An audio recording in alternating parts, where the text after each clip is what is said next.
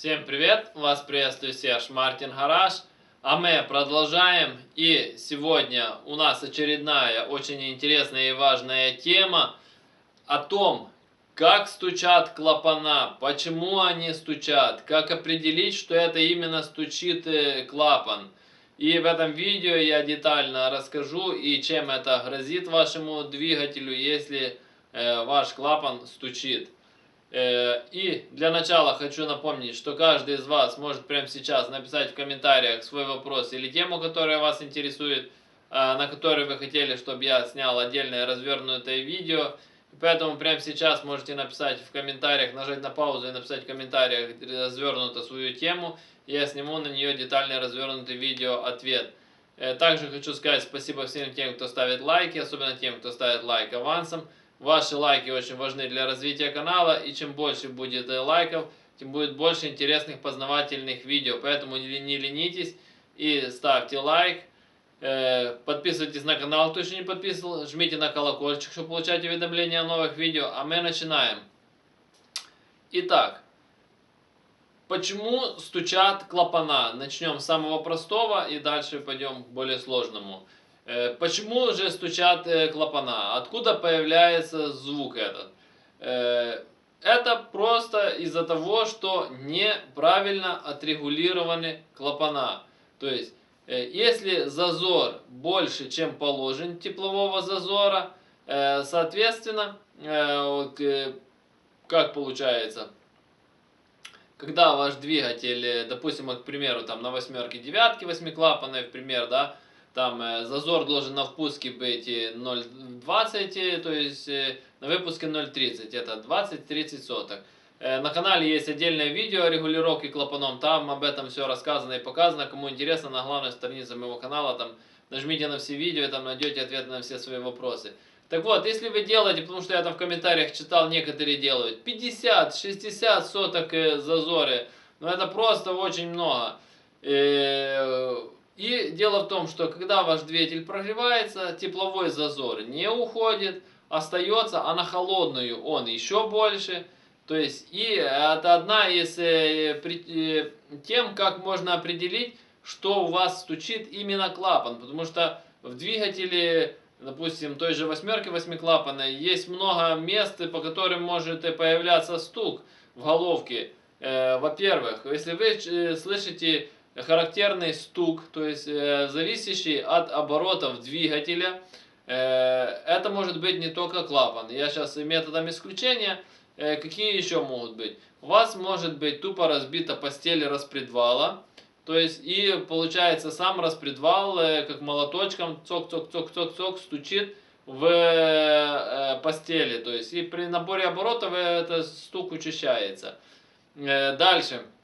Очень часто распространенная проблема, это получается у нас стаканчики, толкатели так называемые, тоже разбиваются в колодцах и стучат. Об этом я сниму отдельное видео, почему они стучат и как это все устранить, чтобы они не стучали. То есть, и там, ну там звук немного другой, то есть, но он тоже зависит от оборотов. Также могут, допустим, на холодную, просто тупо из-за того, что большой зазор в поршнях, поршня тоже стучать и отдавать звук как будто на головку, то есть. Но одна из таких еще тем, как же все-таки определить, что это клапан, если вы там не хотите, вам лень там проверить зазоры, то есть, то одна из таких признаков: на холодную стучит очень громко и очень отчетливо, то есть на прогретую стук немного уходит, то есть, или исчезает вообще, то есть. Это, скорее всего, что у вас как раз большой зазор на клапане. Но если у вас есть какие-то подозрения, советую перепроверить регулировку клапанов, потому что какой-то клапан могло зажать, какой-то клапан могло отпустить. Это надо все проверять, потому что чем это грозит? Во-первых, как минимум потери динамики вашего двигателя. Это, во-первых, потому что когда большой зазор, ваш распредвал не отрабатывает полный подъем, то есть кулачок полностью не открывает клапан на нужную высоту, как должен по характеристикам. Больше зазор, полностью не отрабатывается фаза клапана, то есть фаза распредвала. И клапан, то есть не открыть столько, сколько нужно времени для наполнения и освобождения цилиндров. То есть и вы как минимум теряете мощность.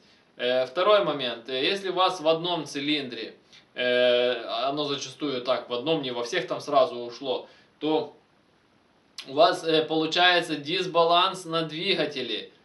Соответственно, что происходит? У вас один двигатель, на одном цилиндре мощность меньше, на других больше, идет дисбаланс, а дисбаланс всегда разрушает двигатель, потому что дисбаланс начинает убивать вам и вкладыши, и все остальное, создавая лишнюю ненужную вибрацию на двигателе. То есть, и дело в том, что так нежелательно ездить долго, то есть, плюс этот стук сам по себе неприятный на слух, но и дело в том, что почему нужно еще сразу прорегулировать клапана, потому что если вы прорегулировали, а звук остался, значит вам нужно копать дальше, потому что проблема может быть более глобальная, и просто тупо потом у вас, так аж в крайности пойду, может вылезти поршень с шатуном с блока, подать руку дружбы, может там стук вас, может уже сам по себе двигатель стучит. То есть это тоже надо учитывать, не все так просто, как кажется. Поэтому нужно это отслеживать, я же говорю, потому что есть много всяких нюансов. Может распредвал стучать, могут стаканчики стучать. Допустим, не только на переднеприводный фаз, допустим, на вас классики так же само. Когда у вас сильно большой зазор, у вас может, грубо говоря, даже в некоторых случаях и сломать рокер. Это тоже как бы не сильно хорошо, если у вас там большой зазор, соответственно, идет как бы такой удар по рокеру. И дело в том, что если вы крутите двигатель в оборот, это даже не в оборот, его может тупо сломать. То есть, и это нужно определять и сразу устранять. Также еще, если у вас большой зазор, у вас также могут еще и разбиваться сами стаканчики, и также может страдать распредвал. Поэтому эти все моменты нужно учитывать и вовремя их устранять, потому что зазоры, нужно за ними следить. Если клапан зажатый, он сгорит, если он сильно большой зазор, тоже это плохо. То есть. А я напоминаю, что я занимаюсь доработкой головок блока и карбюраторов. Каждый из вас может прислать свою головку блока или карбюратор на доработку. Работаю по наложке новой почты, вы присылаете, я дорабатываю и отправляю вам назад по наложке новой почты.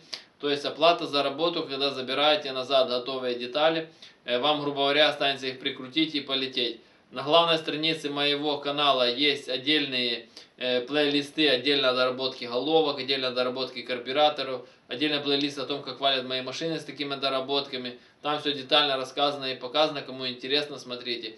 А кто хочет заказать доработку, под каждым видео в описании есть мой номер телефона. Я всегда на связи, звоните напрямую, заказывайте. Все вопросы, телефон непосредственно для заказа доработок. Все остальные вопросы, комментарии, консультации пишем внизу под видео. Все комментарии читаю, по возможности стараюсь на них отвечать. Кому понравилось данное видео, ставим лайк, подписываемся на канал, кто еще не подписался. Жмите на колокольчик, чтобы получать уведомления о новых видео. Потому что YouTube поменял свои алгоритмы, и теперь для того, чтобы получать уведомления о новых видео, нужно быть не только подписанным на канал, но еще и нажать на колокольчик. И это можно сделать прямо сейчас. Внизу под видео возле ярлыка подписка. А если ты не подписан, обязательно подпишись. Рядом нажимаем на колокольчик. И также это можно сделать на главной странице канала. Возле ярлыка подписка также есть колокольчик. Нажимаете, и тогда вам будет приходить уведомления о новых видео. Потому что я за день выпускаю очень много видео. В день выходит 9 видео. Грубо говоря, как новости, каждый час выходит новая серия. Поэтому жмите на колокольчик. Также делитесь данным видео со своими друзьями, делитесь данным видео в своих соцсетях, репостите данное видео. И тогда канал будет развиваться быстрее, и тогда я буду снимать для вас больше интересных познавательных видео. Всем спасибо за внимание, всем до свидания.